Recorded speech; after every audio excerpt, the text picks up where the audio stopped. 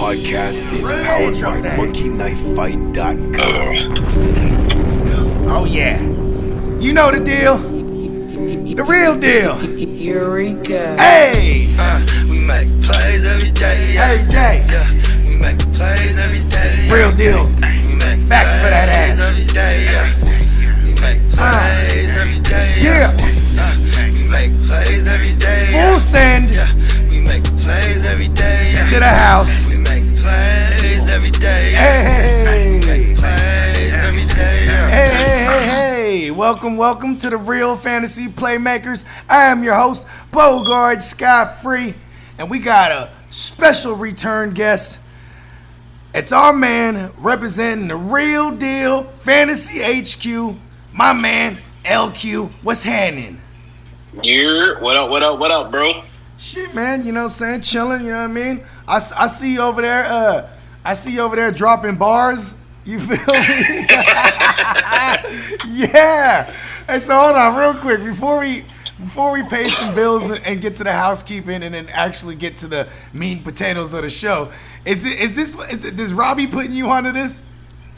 Yeah, Robbie posted a video yesterday, and it was hot. Like, he had bars, bro. So I was like, damn, man, this beat is like fire. And, like, the beat, I just like fell in love with it, and I'm like, yo, I keep listening to this beat all day. So I'm like, screw it. That beat Let was me do pretty it. tough. That beat was pretty tough. And Yeah. you know, I am a producer and I'm also an artist myself. And like, I'm like, yo, bro, you got some isms over there. You know, I'm like basically, you could have said nothing, but your delivery and your cadence, bro, like that shit was solid. Like, I look for that in artists. You know what I'm saying? Like, obviously, lyrics are, you know, I am from the golden era where I appreciate lyrics, you know what I'm saying? You know what I mean? But Yeah. at the same time, too, you know, the delivery is just as important to me. You know what I mean? It's also in the Bay Area, you know, rest in peace, Mac Dre. He had a saying: "It's not what you say, it's how you say it." You know what I mean? Yep. Facts. Thank you. I appreciate that. For Oh real. yeah, you know what I'm saying? And Robbie swears he's gonna drop a platinum single one day. I swear. Shout out to Robbie, bro. Hey, Robbie he be gassing. You know what I'm saying? He be doing his thing. You feel me? Hey, man, we be trying. You feel me?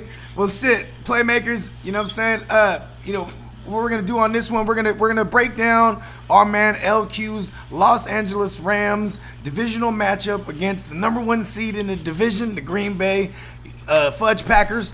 You know what I'm saying? And we're also gonna go ahead and touch on a little bit of these other divisional matchups.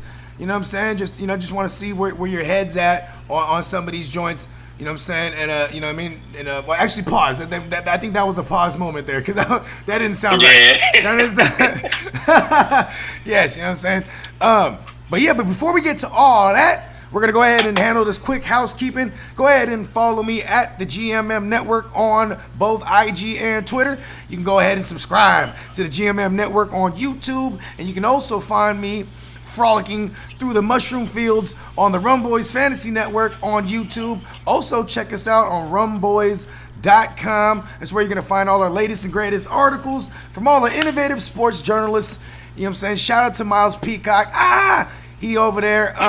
He's our chief editor over there. Also, shout out to J Love, the co-editor. You know what I mean? Matter of fact, Bogart's about to drop an article.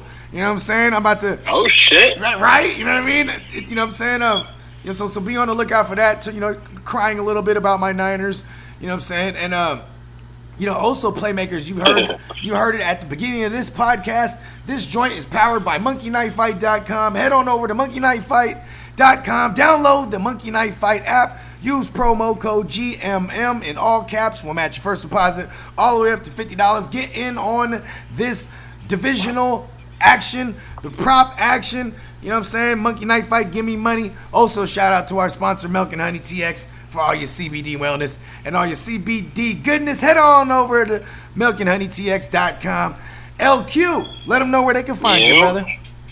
Yo, you can find me at Real Deal Fantasy HQ on Twitter. You can find me on Instagram, Facebook, Tumblr, MySpace, Pornhub, wherever I am on social media. Flooding the waves, people. I am there.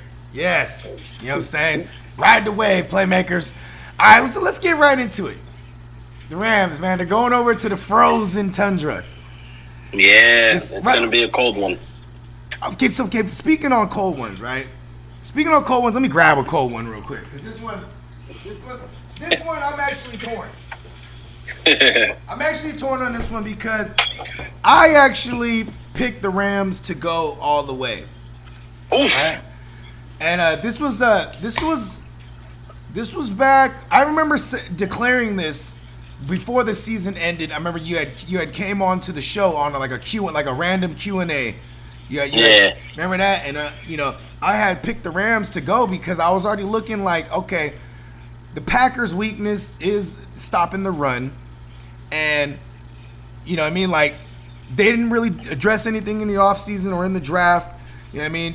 Whether it was linebackers or interior linemen, they didn't do nothing to help stop the run. You know what I mean? So basically, they're the same on paper to me.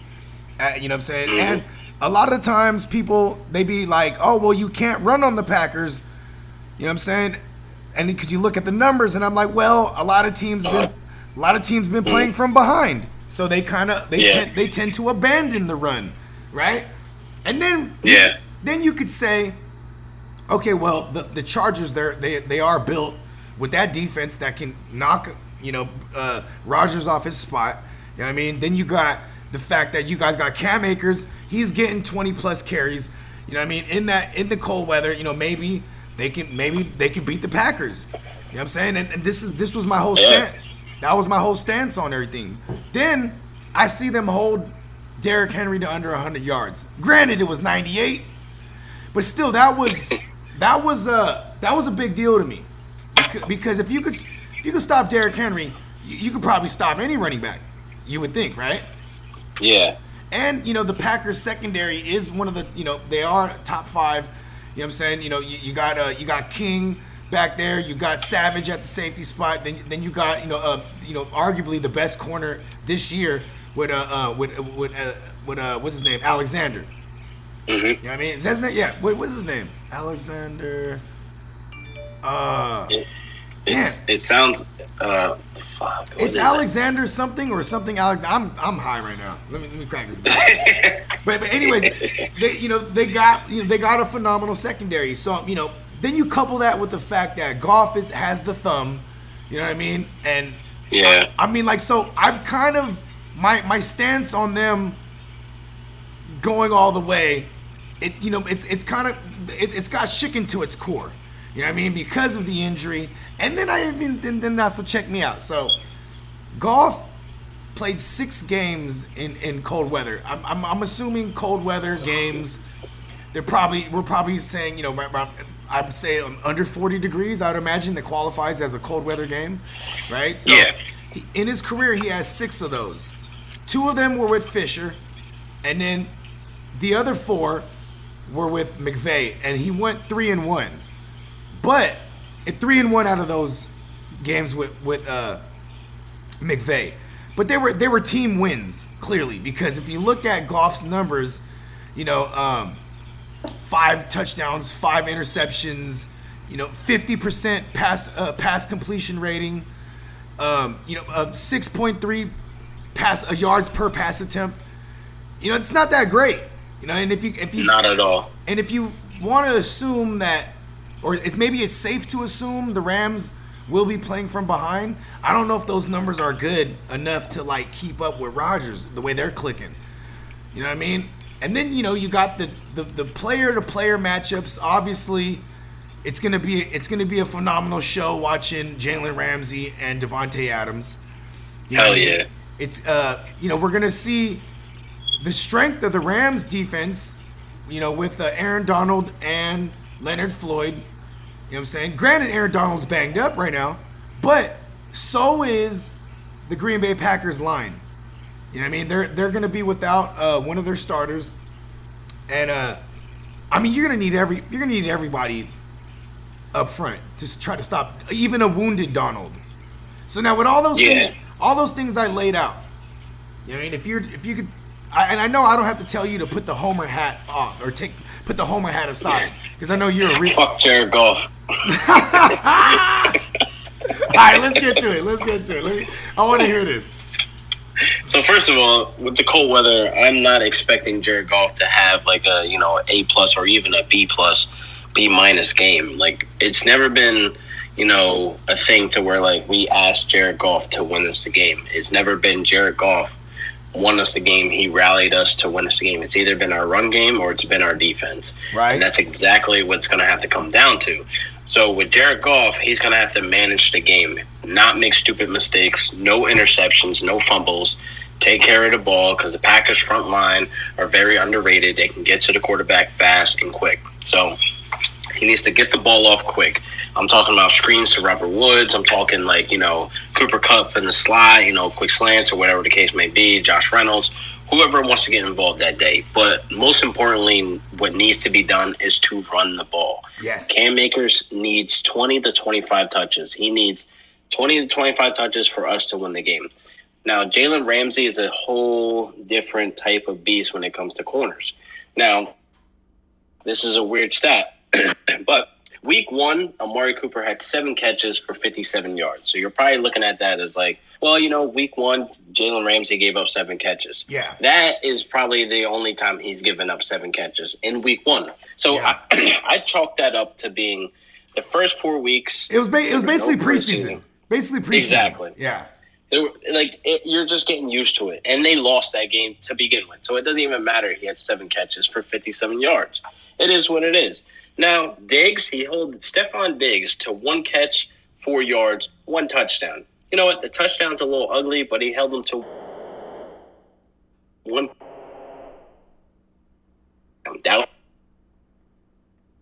Yo. Real deal.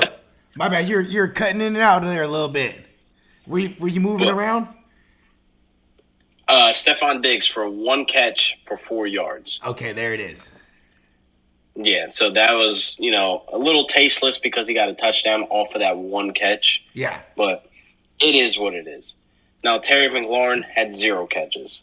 Right. So it was a dub there. And Terry McLaurin was he's a speedster. Like, normally someone like a Ramsey, you know what I'm saying? He has trouble with those shiftier, speedier receivers, but held him catchless. Catchless in Week 5. So now the rust is off. So now we're starting to get into like some, big games where, I wouldn't say like the record matters, but like this is make or break. So Allen Robinson, 1 catch for 42 yards. Right. Week 7. Yep. You know what I mean? Like Monday night. Yep. Mm-hmm. So that 1 catch was like a big catch that probably set them up. So it was kind of like, okay, whatever. It was 1 catch. And then he held Mike Evans, Week 11. 4 catches, 40 yards, no touchdowns. And I expected Mike Evans to be like a red zone threat. I expected Mike Evans to find his way into the end zone that game, but he did not. Yeah, because physically you would assume he's more dominating than a Jalen Ramsay, but exactly. But that's where Jalen Ramsay, that's where his skill, his technique comes into play. Exactly, because it's a smaller field when you're inside the 20, and you really only have to worry about the guy and like really getting past you. Mike Evans and you guys like a speedster. You guys smacked him up on that Monday night, like that. Yeah, that was where I was like, okay, Jared Goff. You know what I mean? Because listen, going into that game, and first of all, going into that game, and pretty much the entirety of the season, the Bucs' run defense was number 1. So the plan of attack was to go in there and not run the ball. You know what I mean? Like, we're going to throw the ball all over the yard. And even Cam Akers, that was when he kind of started his coming out party. He had that rushing touchdown he had a short yardage rushing TD. Then he had he had the touchdown reception. And it was a nice one. You know what I mean? So I feel like, you know what I mean? Like, on the other side of the ball, Brady had to throw a ton. They were throwing a ton, and he couldn't get it to Mike Evans because they were pretty much playing from behind that. No, he couldn't get it to Evans. Exactly, it was blanket on top of Evans. And like, here's the thing about D-Hop and Metcalf: we play them twice a year, every year. So this Metcalf and Ramsey and Ramsey and D-Hop thing is going to happen more so often. But this year, for Week 13 and Week 17 for D-Hop, 5 catches, 48 yards. That is crazy to me. That is literally crazy to me that he held D-Hop to 5 catches and 42 yards in 2 games. That is crazy. Which is out of this world. So he's like one of the elite wide receivers versus the elite corner. Now with Metcalf, I wouldn't put that stamp just yet on Metcalf as an elite wide receiver. He's a good wide receiver. But in 3 games, Jalen Ramsay held him to 4 catches and 44 yards. Wow. That in 3 games, in a game that mattered, you know what I mean, in the playoffs. 4 catches, 44 yards. And if you think about it too, arguably, all 3 of those games mattered. You know what exactly. I mean? And like exactly. Like because you know the first time you guys played the Seahawks, you know, that was to get the division back in reach. Then the second time around, you know what I'm saying, that was obviously the division was still in the air. You know, no. The second time around, Seahawks already took it. Division. Yeah, it was for. Oh, you're right. Ooh. Yeah, it was for the division. Yeah. So they got their hats, they got their T-shirts. You know, they were smoking cigars. But when it came playoff time, we send them home. They didn't have to go far. They was already at home. Yeah, exactly. So we sent them packing. We packed that defense and ended up, you know, just showing up and showing out. And that's what really is the game plan to beat the Packers. So I only said those stats to mirror it to Devontae Adams. Yeah. Devontae Adams I will put on the same pedestal as a D-Hop or even a slightly Mike Evans. So I think he's going to make Devontae Adams' life completely miserable when it comes to Saturday. So with that being said, just run the ball, contain Devontae Adams. Aaron Rodgers has no other weapons. He's going to have to make weapons. He's going to have to make Allen, you know, Lazard fucking relevant. He's going to have to make MVS, you know, make the 1 or 2 big plays. That's what's going to happen. So we need to contain, you know, the plays that Devontae Adams has. But on the flip side of that, we need to contain Aaron Jones as well, which is wishy-washy. Yeah. I mean, and because Aaron Jones is pretty much the number 2 in the receiving game as well. Like after Adams, it's pretty much Aaron Jones. I mean, obviously we had the emergence of a big Bob Tunyon. You know what I mean? And I mean, you guys are fairly good against the tight end position as well. So, you know what I mean? Like, and you know, and then you know you have, like you said, Alan Lazard. You know, Alan Lazard. He plays a lot out of the slot. You know what I mean? Troy Hill isn't the greatest at defending the slot receiver, but I still think that is it counters the fact that Alan Lazard ain't that great neither. And then you said MVS, where like MVS is their deep threat. And if you think about it, Aaron Rodgers, he has 17 completions this year, right? Over receptions over 31 yards. That's a lot. You know what I mean? But will Aaron Rodgers be able to get, you know, make, you know, extend a play, you know, with because you know Aaron Donald's going to be coming after him, and even if it's not Aaron Donald, you got Leonard Floyd screaming off the edge. You know what I mean? Because he was a phenomenal addition this year. You know what I mean? And like, and, you know, if you look at the teams that beat Aaron Rodgers, like look at the teams that beat Aaron Rodgers this year: the Buccaneers, the Colts. You know what I'm saying? These are teams that, you know, they got after Rodgers. You know what I mean? So if Aaron defenses. I don't know why, if I'm nitpicky as fuck, but I'm gonna say if Aaron Donald was not banged up, like they're one and done. Like I strongly feel that. Like I definitely feel like Aaron Donald's like more hurt than he's saying, but just knowing his work ethic, just knowing, you know, knowing him personally, but from what I see, he's going to play through that pain. He's going to play 120% instead of playing at like 200%. Yeah. I'll say this. I do know him personally. And oh, shit. Yeah. You know what I mean? He told me, you know, he's not feeling that great. No, that's cap. But, I mean, listen, that your defense is the scariest defense, right? Like, you know what I'm saying? This weekend, if you ask me. Because, like, yeah, number 1. Yeah, because you know the Saints can be had. Their secondary is questionable to me. You know what I mean? The Buccaneers secondary, they're literally ranked out of the top 15. You know what I mean? Yep. You got the Buffalo, where they give up a ton of yards on the ground. So does Kansas City. You know what I mean? And in Baltimore, they're probably the second best defense in it outside of the Rams right here. You know what I mean? I literally pray we play the Saints again because, like, that's the matchup that will, like, prove it, like, boom, like, we're a better team. You know, they go back to that pass interference bullshit. Yeah. Or whatever the case may be. Whatever. Let's run it back. That's literally what I'm praying for, that we face the Saints again. And I hope Drew Brees comes out with a dub. You really believe that? Against the Bucs. Oh, okay. Oh, yeah. I was about to say. I thought we were talking. Yeah, I was going to say. I was like, damn, you really want them to redeem themselves for real? Like, no, I don't know. Yeah, well, and you know what's crazy is I feel like they're gonna throw a bone to Drew Brees again, and because I think they want to see him in the title game. Like the NFL, they take care of their NFL royalty. You know what I mean? And Drew Brees is just like they wanted to see Peyton Manning the sheriff, first of all, which was like a nickname they gave to him that year. Like, come on, like all of a sudden he was the sheriff, right? Like, you know what I mean? They wanted to see him get it and ride off into the sunset. And I feel like, that's kind of what they're doing with Drew Brees. Aside from that, he's running into another storyline that NFL would want to see is Tom Brady and the Buccaneers play a Super Bowl at home. You know what I mean? Yeah, that's ridiculous, man. It's like, I don't know. But there is some validity. There is some validity to them supporting these storylines and narratives, and you know what I mean? Yeah. But like for example, people don't really want Aaron Rodgers to win, because I think before this year, his reputation is that he's not really a likable kind of guy.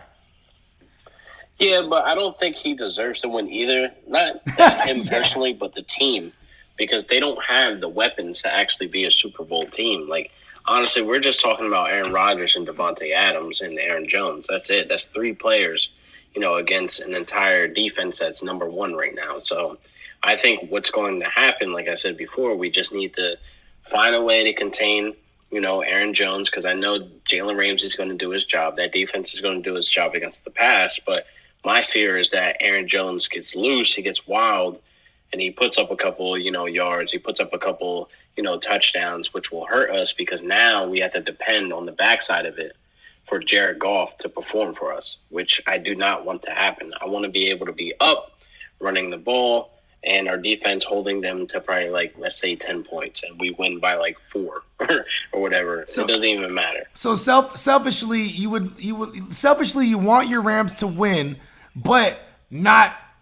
You want to win in spite of Jared Goff, is what you're saying. Because obviously, in a perfect world, you would love to win it all, and then next year be like, all right, we're reevaluating the QB position. Because I know, the more success the more success Goff has, quote unquote, as the quarterback of a team, that would mean he might come back. Because I know you don't want him. No, I do not want him. And I feel like, this Deshaun Watson buzz is actually true. There's some truth to it. And I think the Rams are actually thinking about a trade package to send Goff over there because, one, we have the picks. We don't have a first-round pick, but we have plenty of second- and third-round picks, and we can send Goff. And it's not like Houston will be set up, terribly. They have Brandon Cooks over there. They have the chemistry. Brandon Cooks was a top 15, top 10, fancy I got one for you. Wide receiver. So you don't have first round picks, obviously, because of what you paid for Ramsey. So what if this was on the table? They'd be like, okay, we'll take Jared Goff, and maybe a second round, and a third, and then maybe next year's first, maybe even the following year's first, and then but they also want Ramsey. No, heavens no. Because, that would kind of even out for the Rams. They'd be like, okay, we get to clear some cap because they're obviously Ramsey's the highest paid corner, then or one of the highest, I think, behind Tre'Davious White, or I think they're in the same range. They're in the same range. Either way, my point is he's paid. and like Deshaun Watson, he got the big bag. So if that was on the table, if you were the GM, are you pulling that trigger right there? Heavens no. Because defense wins championships.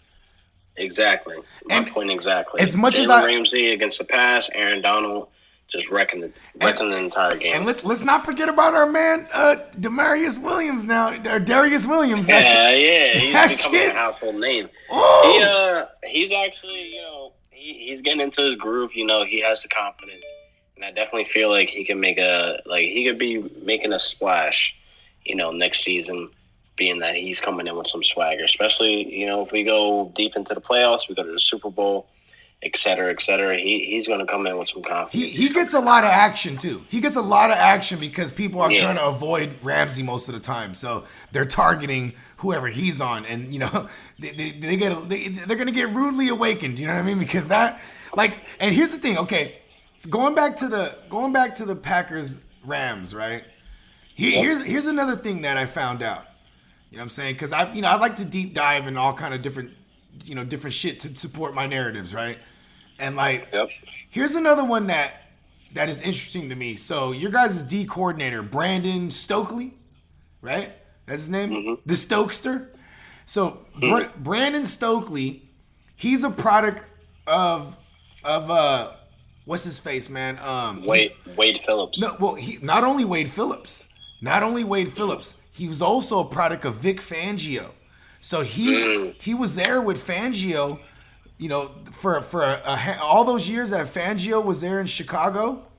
He was there as an assistant. So he's very aware of Rodgers. You know what I mean? He's very aware of how to and if you look at the Khalil Mack led Bears defense that year, or those years that Stokely was there with Vic Fangio, it's kind of structured the same way as the Rams defense currently. You know what I mean? Yep. Like they literally had Khalil Mack and Leonard Floyd, who you guys literally have now, and then you had that shutdown secondary. You know what I'm saying? So it's maybe there's something in the game plan. You know what I mean? Like maybe they're going to be able to limit Aaron Rodgers. I mean, Aaron Rodgers. It wasn't until Chuck Pagano came around where Aaron Rodgers started shredding up that Bears defense again. Because, all those years with Vic Fangio, they would hold Rodgers, you know what I mean? Yeah, they would. Yeah. And a lower scoring game, clock managing this game, it's going to be a battle of time of possession. And that's the path to the Rams beating the Packers and going on to the title game. It most definitely is, and this game, I'm super excited to watch because I know this will be, our defense, our run game being put to the test. Are we legit? You know what I mean? Regardless of the outcome, I'm just happy we made it this far. I already knew we were going to beat the Seahawks, to be honest, because again, we play them twice a year, every year. So division games, I really chalk up to a toss up. Yeah. But we came out hot. Even with Goff coming off the bench, which is weird, but it is what it is. We came out, we won by running the ball. That is crazy, though, right? He came off the bench. Yeah, Goff coming off the bench sounds weird as hell, and it wasn't because he came off the bench because the first guy was playing bad. No, he got hurt. The first guy broke his neck, basically. Dude, now that I think about it, with all the rumors of Watson, the Rams, and et cetera, right? Yo, that's a really big tell. If you're Sean McVay and you're like, okay, the guy we're paying, he just got a thumb surgery, but he's our emergency QB. Normally it'd be like, okay, he's good enough to go. He's our guy. We're going with him. This is a tell that they don't, they were like, okay, we probably stand a better chance with Walford. You know what I mean? And yeah. Right? that's a big tell to me that they if and when the season's done for the Rams, whether it's this weekend or all the way after the Super Bowl, you know what I mean? Yeah. I feel like they're going to reevaluate that position and they're going to want to move forward and on without Goff. They're definitely going to reevaluate it. They'll probably even reconstruct this contract, to be honest. For sure. And I feel like Walford definitely gave us a chance to win because it was a dual threat. Yeah, and he got the wheels. Run the ball. Like, he's not exactly like the quickest guy out there, but he's faster than Goff. He was definitely a running fool. Yeah, he has more heart than Goff. I won't even say speed. He just has more heart. There's too many times I saw Goff slide on his ass, like, right before the first down. Like, you dive out there, you go get that first down. You know what I mean? We're down right now.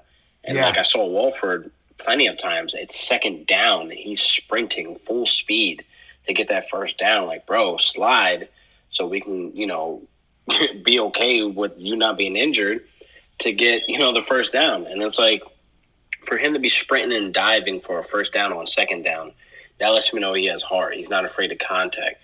Goff, he has this mentality where he's like a little soft. He's paid. He's the quarterback. He's, stardom. Yeah. I just feel like I need a quarterback with heart that can win us games. Like, there's plenty of times where I've seen Deshaun take a lick, where I've seen even, Nate Mullen or Nick Mullen. I seen him get kicked in the eye and go blind, and then exactly. And then I actually called Deshaun Watson Black Jesus. That's my nickname for him because because he lost his eyesight right there. He went blind, and then God loves his only begotten son, so he granted him sight.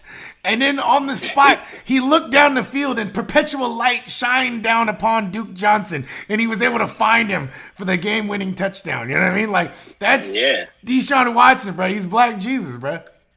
Like, that's what I need in a quarterback, and that's why this trade rumor, like, I'm actually entertaining it, and I'm actually, like, looking at it. I'm breaking down the salary cap because Deshaun Watson in 2022 has a $40 million cap hit. So that's very expensive. That's a hard hit, and that's why I feel like he'll end up staying in Houston. But being that the Rams actually showed us that they can turn the salary cap off and bring in a bunch of superstars and pay them, you know what I mean? The Hollywood Rams. We had Aaron Donald, we had Ramsey, we had Todd Gurley paid on one team, and Robert Woods. I don't know how we did it, but we did it and completed that entire season with no penalty. And I think the fact that Cooper Kupp was got injured in the past couple years, that helped you guys out too, because it was like, look here, Coop, we're gonna go ahead and we're gonna give you an extension. It's not breaking the bank, but we want you here. You know what I mean? And so he knows himself better than anyone. He was like, you know what, I am kind of banged up.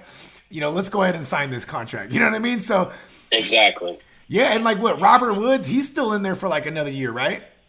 Yeah, he has another year. I think he's good actually until 2022. See? I'm not too sure. I think it might be up this year, 2021. So with this defense and that core on offense, with young Cam Akers, who you don't have to pay yet, really all that's missing is, a better QB. Because everybody knows I call Jared Goff the bus driver.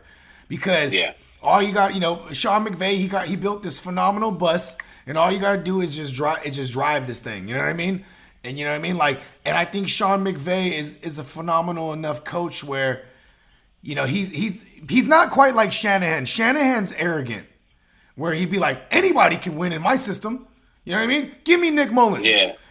What? Give me Brian Hoyer. You know what? Let's trade for that Jimmy Garoppolo guy. He's not bad. You know what I mean? Like, give me. I would love a Watson. Or a Justin Fields maybe, or someone with natural talent on top of being able to run a system that works. You know what I mean? Exactly, because we have wide receivers that can create separation with Goff sitting in the pocket. Can you imagine a quarterback that can roll out like a Russell Wilson or a Watson and extend the play and get open, because our wide receivers are already getting open. So I feel like with a guy that can have the ability to be a threat at running the ball and rolling the ball out and extending the play, that just makes us even more lethal and even more dangerous to be on offense. With Goff, he just, God, I don't even want to get into it. Like, he's not. I feel the Rams would push to make the Watson trade because it's the market they're in. They have the most state-of-the-art stadium, and we haven't even been able to fill it with fans yet. But when the doors do open to bring in fans, who is the real draw here? You know what I mean? Who's the face? Exactly. Who's the face of the franchise? You know what I mean? Like, it's not Jared Goff. If anything, it's Sean McVay. You know what I mean? Exactly, which is sad. Yeah, you know what I mean. Like, but it's phenomenal for you as a Rams fan because at least you feel safe with a coach like Sean McVay. I feel the same way with being a Niner fan. Like, I feel like we're gonna be okay because we have a solid coach there. Still, there is a level of it's like what came first, the chicken or the egg? You know what I mean? Like the talented quarterback that made it all happen, or the system that was put in play. You know what I mean? So and in this case with the Rams, it definitely was the system that got put in place because Jared Goff was there, with Fisher beforehand, and we seen how that thing went. You know what I mean? It didn't work. Yeah, didn't work too nice. That did not work at all. Right? But we're moving past Jeff Fisher, and we never want to mention his name again. He's like Candyman. He just don't mention his name. He's gonna pop up. You know what I mean? Straight cancerous. I'm surprised he doesn't have an NFL job if Marvin Lewis is out here getting interviews as well. But I mean, that's insane. Listen, we won't mention his name again, but that coach that you speak of, right? That we won't mention his name. He had guys like Nick Foles. He had guys like Case Keenum and Jared Goff. And in 2017, when all those guys were away from this guy that we won't mention his name anymore, they all went on to flourish. You know what I mean? Flourish, playoffs, deep in the playoffs, NFC championship games, Super Bowl. Yeah. It's crazy to me. Right? That can happen. So I think it is safe to say that maybe the jury is out on Goff. Like he has been proven that work in a system. You know what I mean? Like a system that was already figured out. And the thing is, I want Jared Goff to basically play like Josh Allen, which will never happen. You know what I mean? Like I watched Josh Allen. He's exactly what I want Goff to be because Goff, he has third year the in the body. System. Third year in the system, you should be excelling. Exactly. Like Josh Allen. It doesn't make sense why Goff plays the way he plays when he should be comfortable in that system. He plays like it's his first time in the system, which makes me like very angry sometimes. It's like where your check down is. Why are you not going to your check down? You know where Cooper Kupp is. You know where Robert Woods is. You know where Josh Reynolds or Van Jefferson is. You know these routes. It's the same play, the bootleg that comes out to the left. You know where your check down is. You know where your screen is. You know where your tight end is. How are you still not looking like a quarterback that knows the playbook? Let me ask you a question. So I know you know this, that Sean McVay, he'll show the same look. And in that look, there's several plays that could happen in one look. So it always seems like they're showing the same look, and then they can hit you from all different angles, right? Do you think it's safe to say Jared Goff gets confused by it? Like, you know what I mean? Yeah. Like it all looks the same, and like because it's still Sean McVay in his helmet, like giving him the play, like telling him telling him his checks, you know what I mean? Like, and then it's literally talking to him all the way down until the communication gets cut off. Yeah, and I definitely feel like he needs like his hand held all the way until he says hike. But like, man, it's nothing really different. You know what I mean? It's not really anything crazy. And like, for you to be, the face of the offense, to be the captain, to help us win games, and not knowing exactly what's going on. There's plenty of times where I've seen Darrell Henderson or Malcolm Brown or even Cam Akers sitting there wide open for the check down, and he doesn't hit him. Yeah, that is true. And he takes a sack. And it's like, what are you doing? Like, do you know where they're at? Are you aware that they're rolling out? Because there's plenty of times where I'll see him read the blitz. He'll read it. He'll point it out. And then he'll sit there and wait for the blitz. Like, you got to get that ball out quick, but yet you're sitting here pulling a Henderson or pulling an Akers or a Brown to pull, the pass protect. Yeah. Now you have no check down, so you have to get the ball out quick, get it to Woods, get it to Kupp, get it to Reynolds or Van Jefferson, whatever the case may be, and you don't do that. You hold the ball on too long. You try to extend the play rolling out when you're not fast. And it's like, I watch this over and over and over, and like at a point you're looking at it like he needs to go. Like, he's not the guy. He doesn't need to be paid as much money he needs to be paid. I honestly would do a straight-up trade right now for Wentz. And that sounds crazy as fuck. But I'll do Goff for Wentz right now. And that's originally what I wanted. I wanted Wentz to begin with. But yeah, I was about we to did say, not get that. Yeah, that's right. They were the 1 and 2, right? 1 and 2, yeah. Wow. I wanted Wentz over Goff.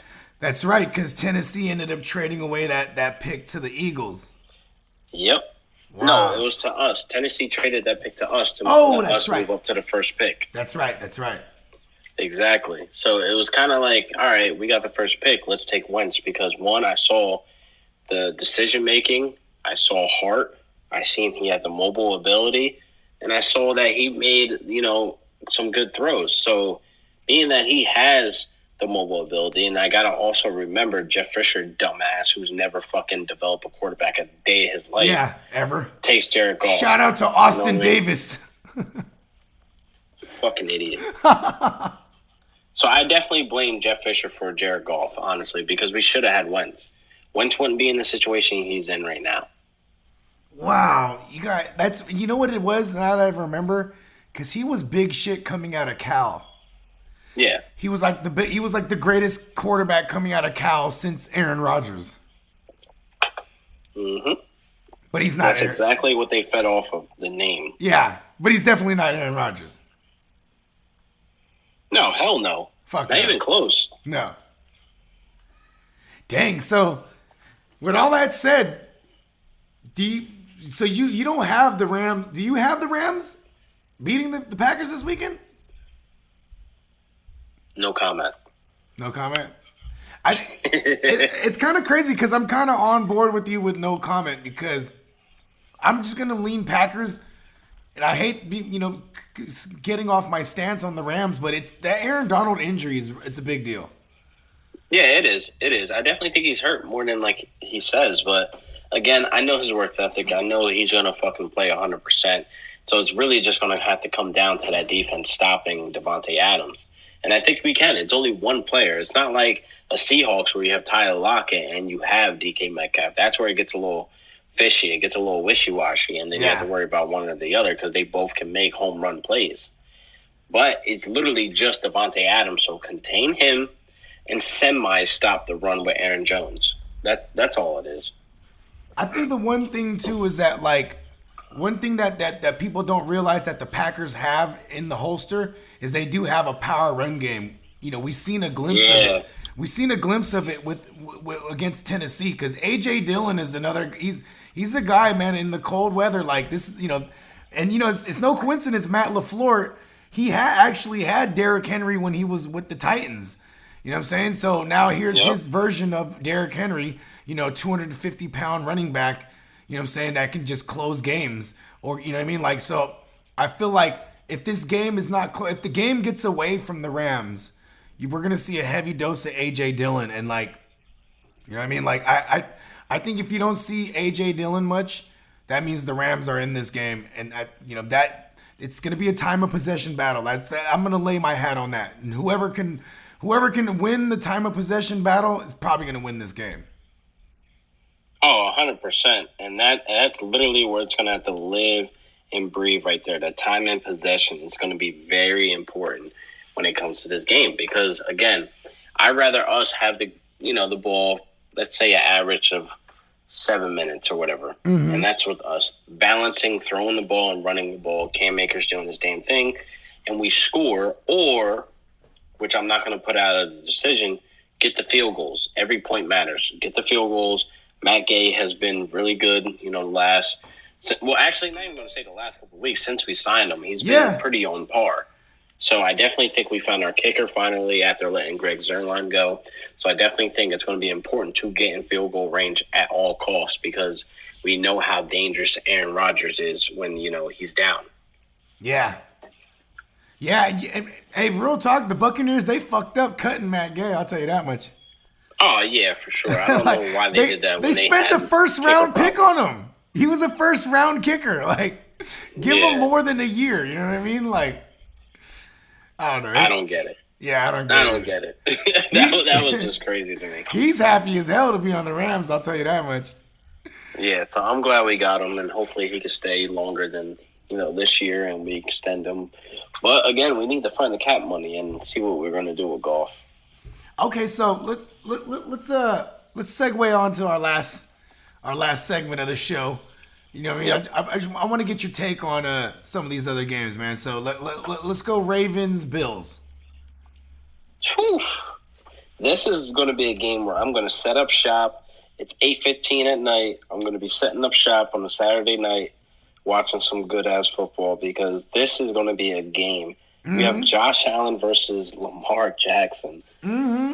This is a game I cannot call. This is a game I cannot put money on. This is a game I'm just going to watch and enjoy. Like, whoever wins. It is what it is. Like, I definitely will lean more towards, the Bills because Josh Allen's been my guy for the last 2 years. Yeah, love the him to break stallion. out this year to be an elite. It's, amazing to watch.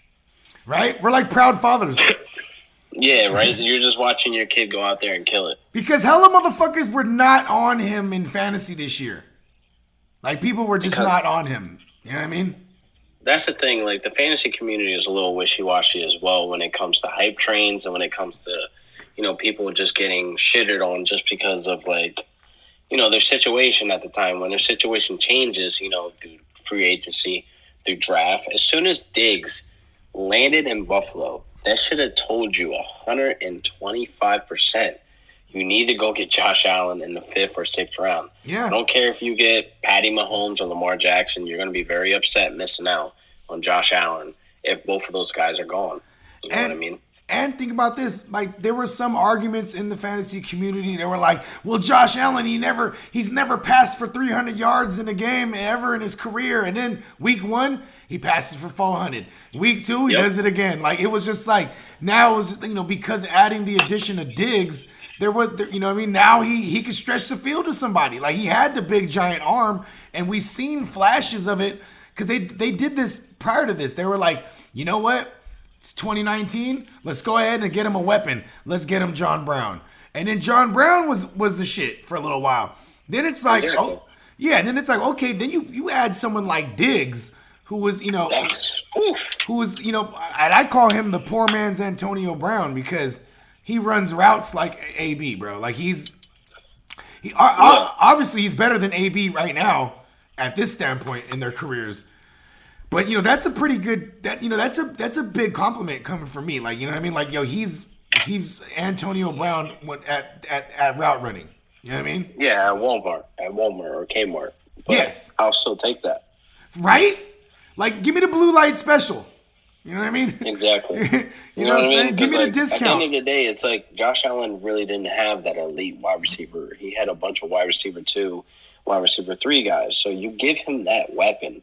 And this is exactly why I say this, too, just to put in the universe. Everybody's shitting on Zach Ertz. Zach Ertz is not happy in Philly. Zach Ertz is, dealing with injury as well. He's a little bit up there in age as a tight end. He's banged up. But tight ends, they go the longevity though. They're Man, if you get Josh Allen, Zach Ertz next season, wow, you're looking at a masterpiece of an offense.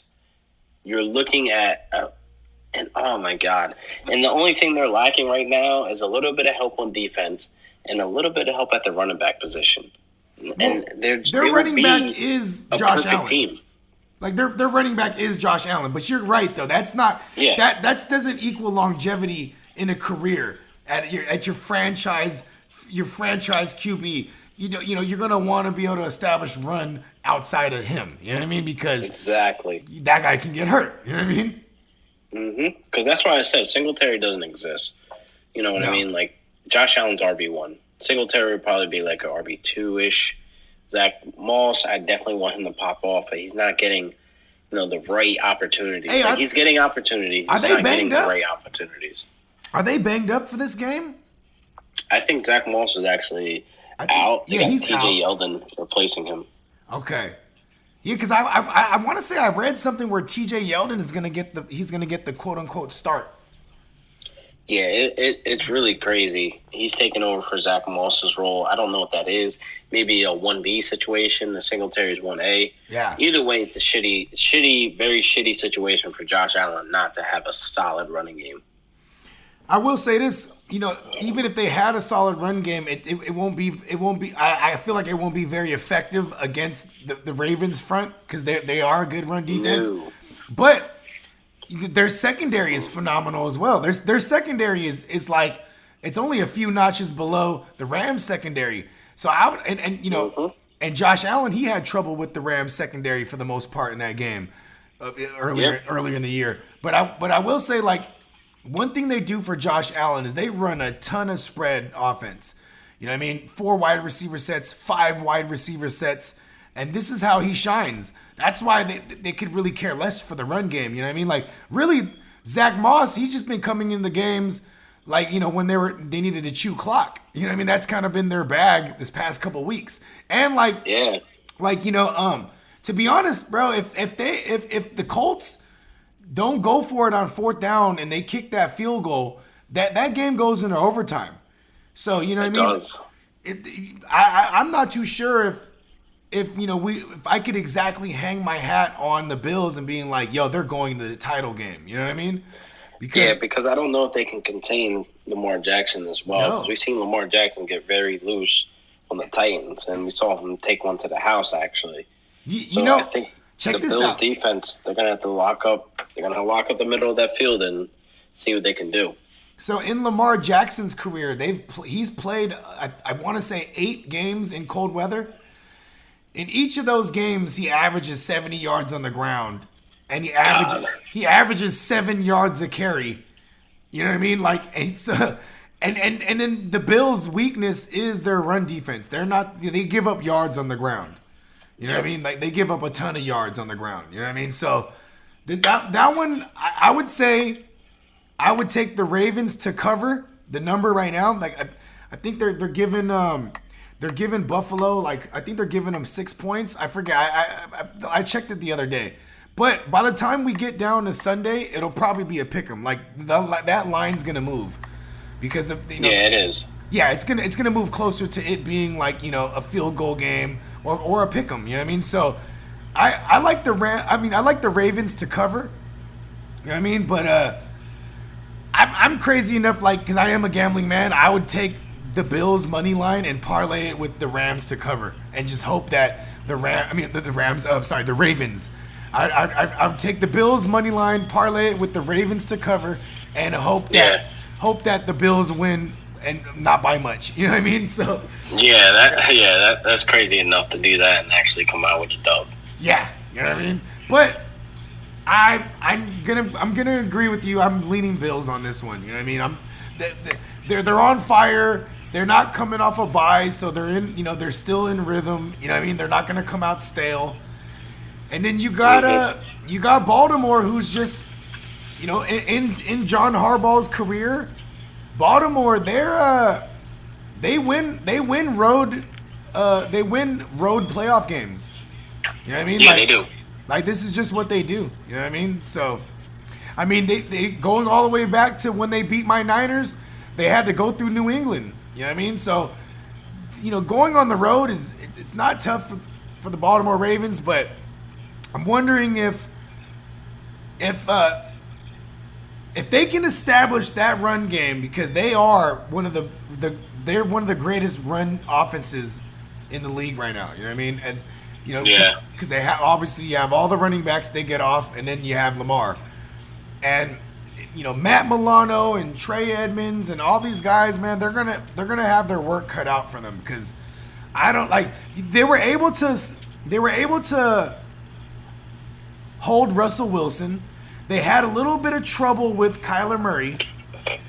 Yeah. But Lamar Jackson is a different type of runner, bro. Like, it looks like you're watching tape in fast forward. You know what I mean? Like, he's fast, bro. He's fucking fast. He's a jet. He's a jet, bro. He's out of there. He's like the Predator when the Predator turns on the invisibility cloak. This motherfucker's just gone, bro. Like, yeah. It's crazy, bro. But yeah, okay, so now, who else we got here? Saints, Buccaneers. I mean, obviously, you said earlier you want the Saints to win, just so you could shut all the naysayers up, and you want running back. But here's the thing about the Saints and Bucks game, like, it can literally go either way. You know what I mean? The Saints defense isn't that great, and Brady is going to have to really show up and show out. Mike Evans is a little injured right now, so like with this game, like it's not like you can lean one side and it could be like a full sweep. Like I'm not even betting on this game because it can literally go either way. It could be a big disappointment for Brady, and it could be like a great celebration, you know, for Breeze, or it could be a terrible celebration for Breeze of retiring.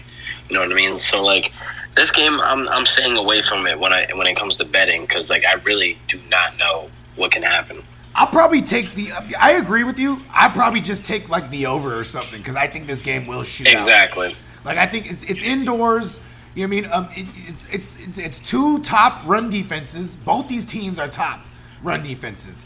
You know what I'm saying? Yeah. So, you know, it should be some fireworks here. It should be a lot of plays down the field.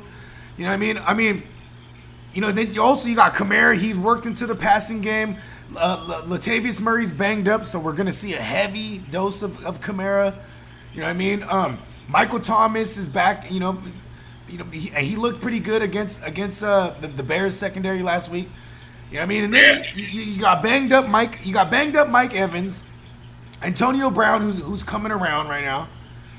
You know, you got Chris Godwin. He has God and win in his name. You know, enough said. You know what I mean? I mean, it's this one's gonna be a great one. But you're right, man. It's hard to call. I will say, I can't stand when people say it's tough to beat a team 3 times in a year.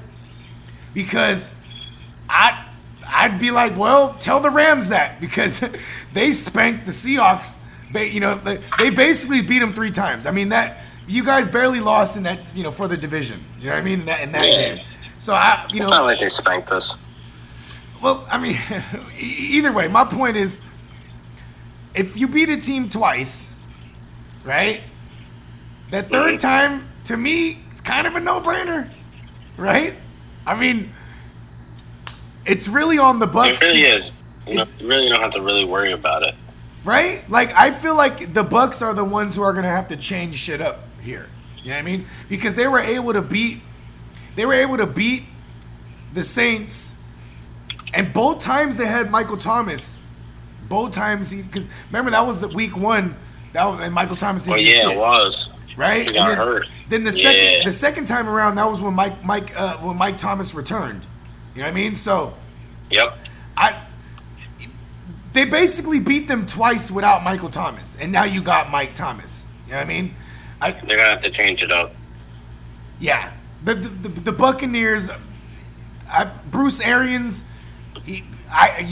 We could agree. I think Sean Payton's a better coach. I think he outcoaches Arians. It's really gonna be the Buccaneers. How about this? It's the Saints' game to lose. It is. It really is. Yeah. Okay. Let's go on to which other ones am I missing here? The Chiefs and the Browns. Oof, man. The Chiefs are favored by 10 points. The Chiefs are obviously favored, but yeah, then they're giving them 10 points too. It's plus 10.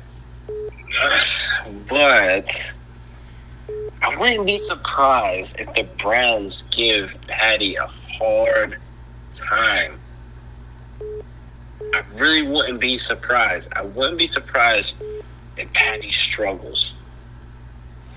I mean, Nick Chubb goes crazy. And you know, I am that crazy guy. I'm that crazy guy who loves narratives. Kareem Hunt revenge game. You know what I mean? Oh man, it's set up so beautifully. And here's the thing: the Browns defense very good against the run. The Chiefs defense very bad against the run. Right? The Browns secondary very, very trash. Even in a winning effort against the Steelers, they gave up 500 yards through the air. You know what I mean? Like when they lost to the Ravens, when they barely lost to the Ravens, they gave up like 380 through the air. Some crazy shit like that. Like they're giving up a ton of yard through the air. Right? And so and that's what the Chiefs are. They're a pass first team. So I think that's where it gets lopsided. But on the flip side, the Chiefs' weakness is stopping the run, and you have the chubby one and Kareem Hunt. Like this is like I said, I wouldn't be surprised if the Browns defense gave Patty just some type of like struggle, some type of like, you know, like Myles Garrett has to have the game of his life. Oh, hell yeah. But I don't worry about Myles Garrett because Patty Mahomes can roll out, extend the play, and also run, which is annoying. But this is why I say this, because they're going to be without Olivier Verne. You know what I'm saying? And Olivier Verne, he's Leonard Floyd to Aaron Donald. You know what I mean? Like Olivier he's that second guy to Myles Garrett. You know what I mean? Like without him, I mean, I think they got Sheldon Richardson. I think he's still there. Like, it's Myles Garrett's gonna need to have the game of his life. Like, you know what I mean? Because, like you said, Patrick Mahomes, he's a slippery bastard. He's, you know what I mean? He's gonna roll out. He's gonna run for it. He's gonna backpedal 30 yards and then throw it 70 yards down the field. Like, you know what I mean? Like, how do you stop this guy? You know what I mean? Can't. You really can't. And, like, as a gambling man, I'm like, that's too many points. Like, because here's the thing. The Chiefs and the Bills, these are two teams, the Chiefs and the Bills, that they win games at the same time losing the time of possession battle. Because it don't fucking matter. They're going to get down the field, bang, bang, 2-3 plays, score a touchdown. While the other team is trying their best to keep Patrick Mahomes off the field by running the ball, or trying to keep, you know, Josh Allen off the field by running the ball. Like, that's the plan of attack when you play against these quarterbacks. So the Browns on offense, they're built like a team that could beat the Chiefs. You know what I mean? Because you could run the ball successfully, right? But if and when they get behind, Baker Mayfield can't throw them back into these games. Like, hell no. I mean, like, unless like there's like a sixth gear that he hits, like he hits the sixth gear when he's in playoffs. You know what I mean? Like, yeah. I mean, I can't say it because I haven't really seen it yet. I mean, they had a phenomenal team victory against the Steelers. You know what I mean? And that was amazing. Yeah, but see, that's also but it really was amazing because they didn't have their coach or nothing. They really just dumbed it down. Like, we're just gonna run the ball. And like, bro, I got Seahawks, Broncos vibes. That first snap of the game. You remember that Seahawks Broncos Super Bowl? Bro, they snapped the ball, bam. You know what I mean? It was a safety in that Super Bowl. This case, it was a fucking touchdown, and it was like, oh no, you know what I mean? Oh no, Steelers, and like, I don't know, maybe because I can't stand the Steelers, I enjoyed it like a lot. Like, and I'm a Browns truther as much as I shouldn't be. I love the Browns. You know what I mean? Like, I've always been a Nick Chubb guy ever since he came out of college. I like Baker Mayfield a lot because I actually call him Big Rooster because like he kind of looks like a rooster to me. He's kind of short. And he has like a big wide chest, you know what I mean? He sticks it out all the time, you know. And he's cocky than a motherfucker, you know what I mean? He's big cocky, you know what I mean? He's a rooster. I call him Johnny Manziel. Damn, that's so disrespectful. I just call him Johnny Manziel. Oh shit, yeah, but you know, I don't know, man. I mean, you know, If the Chiefs lose this game, they're sleeping behind the wheel, man. Like that, like, you know what I mean? Like, or someone, Tyreek Hill gets hurt early, or Travis Kelce, like one of those two gotta go. Maybe Patrick Mahomes gets hurt. Like, other than that, I don't see this. I don't see it. Man, either way, this game is going to be good. But like I said, I still see the Chiefs flat out, you know, winning. But, like I said, there's still that crazy chance that the Browns defense gives Patty Mahomes a struggle, and then Nick Chubb just goes crazy on him. So you still think you think the Browns cover that 10 points? You think they lose by less than 10? Yes. Yeah, because based on Nick Chubb. Okay, good, because I already put money on that, so I'm like, you know what I mean? I saw 10 points. I'm like, let me take that now before it goes down to 9.5. Or 9 or whatever the fuck, you know what I mean? Like, Yeah. Like, you know, a player could pop up on COVID for the Chiefs, like a lineman or some bullshit, and it'd be like they'll drop the line. You know what I mean? They'll drop it down to like 9 points or whatever. But yeah, like I took the Browns to cover this. You know what I mean? I actually parlayed it with the Chiefs to outright win it. So I do need the Chiefs to win. But okay, so there's another game. I know I'm missing. Am I missing one more game here? We covered the Rams, Packers. No, you're not. Rams, Packers, Bills, Ravens, Saints, Bucks, and then Chiefs, Browns. Chiefs around. Yeah, that was all of them. Well, yeah, We man, flew by them. it's gonna be a hell of a playoff weekend. You know what I mean? Hell yeah. Cannot wait. One more thing. This is just something that came to mind real quick. I just want to get your take on this. 17 games next year, regular season. How you feel about that? Full send. I like more games in the season. I like, more opportunity for fantasy as well. Yep. You know what I mean? It kind of changes things up. I'm not a big fan of double round of championships, but it gives it more opportunity for more of your league mates to get into the playoffs. You know what I mean? That's how I look at it. Or you could do a 14-week regular fantasy season, and everything would still be structured the same. You know what I mean? Is it?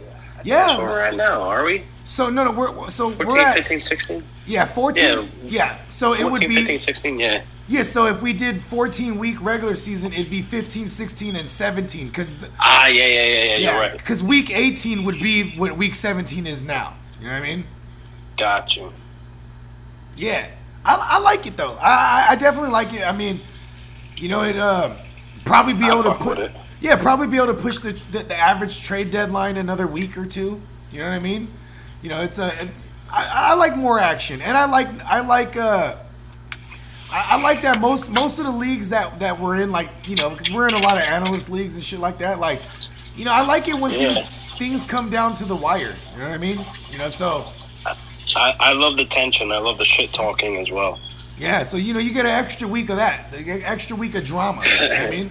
Because I still believe it should still be like if you're in a 12 team, the top 6 should get in, and if you're in a, just top 6 in general, right? You know what I mean? Yeah, top 6. Yeah, and for everybody out there playing 14-team leagues where 8 teams get in, yo, stop that shit. That shit's whack. That's not, you know what I mean? Like, come on, what are we doing here? Yeah. All right, well, shit, LQ, man, it was a pleasure as always. Playmakers, you know what I'm saying? Hell yeah. I'm gonna link. I'm gonna put all my man LQ's links in the description of this episode. You know what I mean? This will be available on all streaming platforms. Spotify, give me money. That's the one I want to pay me. It's my favorite. You know what I'm saying? Also, you know what I'm saying? Be sure to subscribe to my man LQ's channel on YouTube. You know what I mean? Check him out on all social media platforms. You know what I mean? And you could also find him on the Run Boys After Dark. He's one of our most requested reoccurring guests.